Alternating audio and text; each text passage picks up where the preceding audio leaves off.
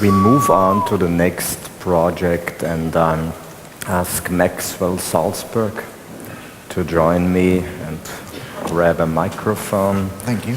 Maxwell is part of a group of 4 people, I think, who are currently developing the so-called Diaspora project. Diaspora, what a heavily laden, heavily symbolic term. What's actually going on, Maxwell? Yeah, I guess just a little bit of background.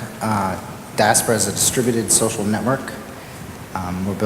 It's me and 3 of my friends from school. We actually started, I guess, as a small project, kind of on Friday nights and in our free time, and we decided, hey, wouldn't it be cool if we could just kind of keep working on this? So we actually crowdsourced funding through a website called Kickstarter, and we ended up attracting a lot more attention than we thought than our little project where we just ate pizza and coded. And yeah, I guess now we're here. We've been basically coding for the past summer, whatnot, working really hard. We've actually out in San Francisco, and yeah, so I guess some media. There was a lot of media attention, as we all know, on your project. Some media gave the shorthand of the anti-Facebook. That's a bit too shorthand, isn't it? What is the core of the project idea? Yeah, how did you set out? I think the way we sort of view Diaspora is it's a little bit more about ownership and sort of feeling and that sense of control. Certainly, Facebook has, to just sort of call it out, the white elephant. Like, they don't necessarily respect your defaults and whatnot, and that's bad. And there is this greater story of like ownership online, which is sort of this kind of longer running thread of how do you own sort of a digital piece of information. And really what we really want to do is just essentially build a piece of software that gives people the tools they need to sort of host their own information.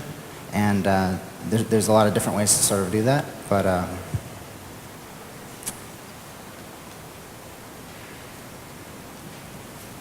is peer-to-peer computing applied to it's social networking?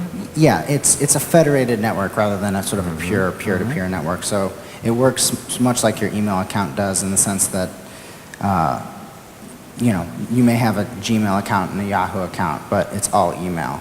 So you are sort of, I guess, proxied through a server, which you may be able to run yourself, sort of at home. So in that way, if the servers were mapped one-to-one, then it would be, in fact, peer-to-peer. But you can cluster it so, your university could run one, or anyone could run a bunch as a proxy, sort of. We spoke earlier in the previous round about questions of simplicity. One of the success factors of so many social platforms being, among others, simplicity, ease of use, so that also non-techies would pick up. Will that work? Yeah, I think so. I think that one of the things that we really believe in, we're doing this not because we don't like social networking. Social networking inherently is about sharing, and to that end, we sort of view privacy as not, I don't want to share. It's more about, I just want to feel like I'm in control of who I'm sharing with. So I think we have some sort of novel ideas. The idea that one of the biggest sort of gains you get with sort of a federated system is there isn't sort of an overarching network which you're sort of a part of. It's sort of people connecting using the tool, sort of the network becomes emergent behavior between you and the people which you connect to. So there's no way that me, as someone who makes the software, I can't necessarily tap into your network in any way. That's just impossible, because I just made the software. I'm not like in control of it. So you trigger a process, once you deploy it, you trigger a process that's beyond your own control. Yeah. You wrote kind of the basic code and what's coded into that in terms of how you can use it.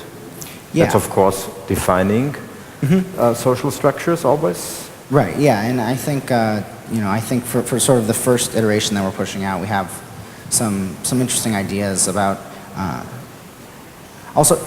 We also kind of view like privacy is about like knowing where things are going, right? It's about being very clear and very deliberate in that way. So, we just need to.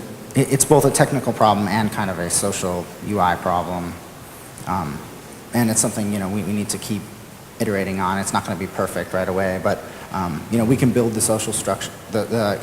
We can build the technical structure, and we think that. Hopefully by sort of getting more community involvement and even having people take the source code and sort of creating a slightly different application using that core should all interoperate. So, I hope kind of people will prototype other social networking ideas using it. Hopefully everything stays interoperative and creates more, and kind of strengthens the open web,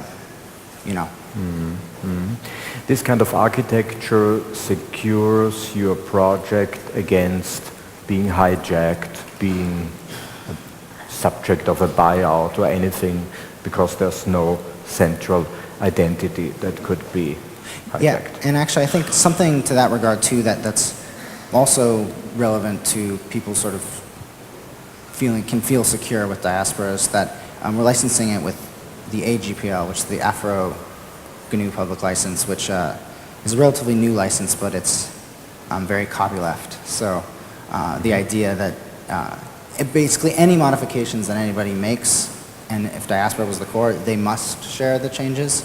So even though maybe you personally can't read source code, you have a nerdy friend who can, and they can kind of sort of ensure that slowly it's not being sort of co-opted into systems which are not serving users.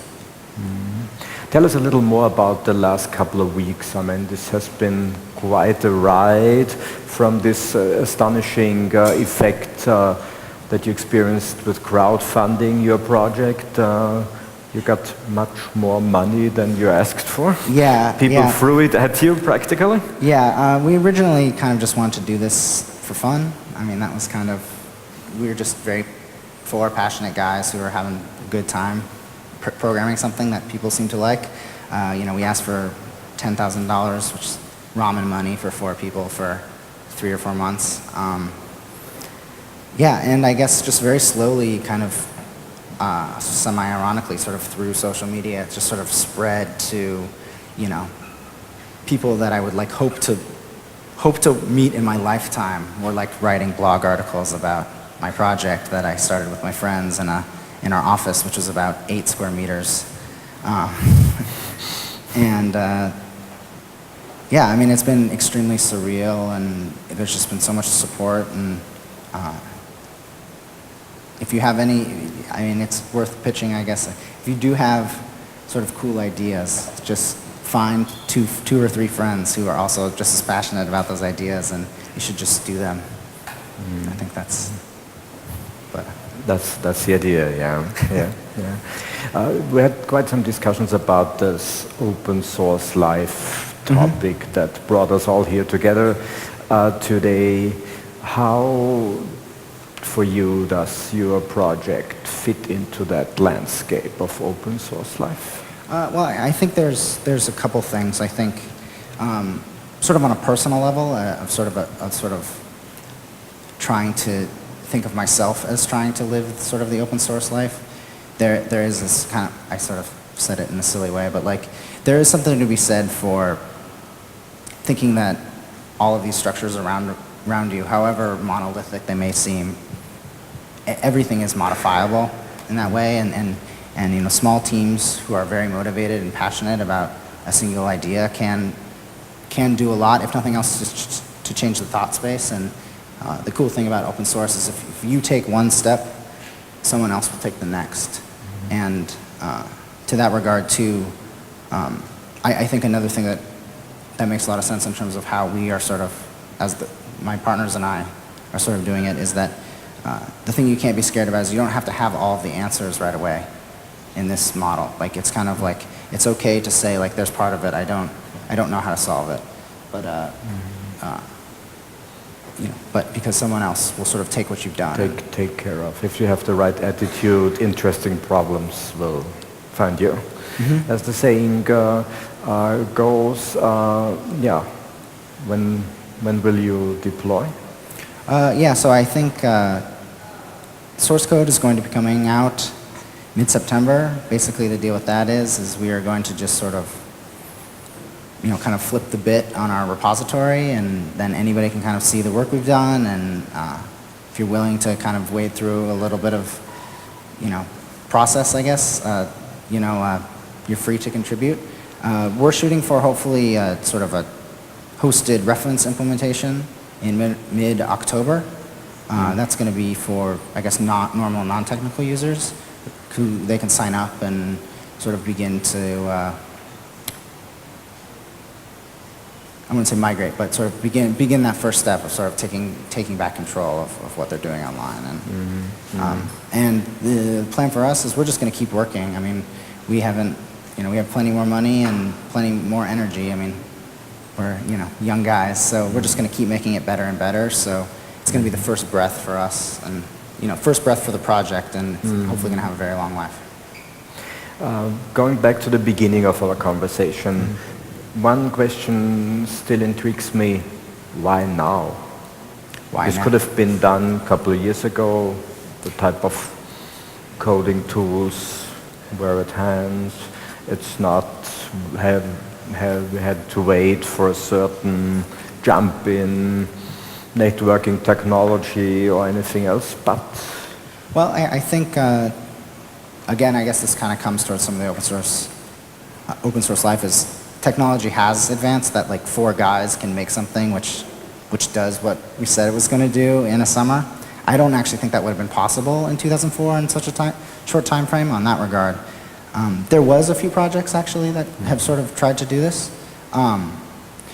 We actually got really lucky because they ended up just arguing a lot of hand waving.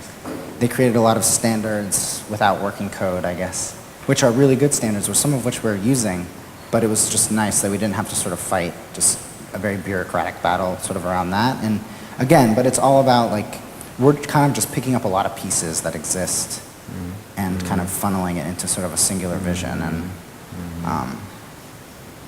so it's been a good summer. Yeah. So looking forward to not only Diaspora coming out and starting to use it and see how it works and how it spreads, but also see how the Diaspora model of approaching this, which is again standing on the shoulders of others, as you implicitly said. Absolutely. Might become an inspiration to others again, which might become an inspiration to others again, which is also one of the basic ideas of an open source life, not only to be open for reuse or building upon it, but also to inspire such action. Yeah. Maxwell, thank you for the moment. Thanks. And we'll join the discussion later then.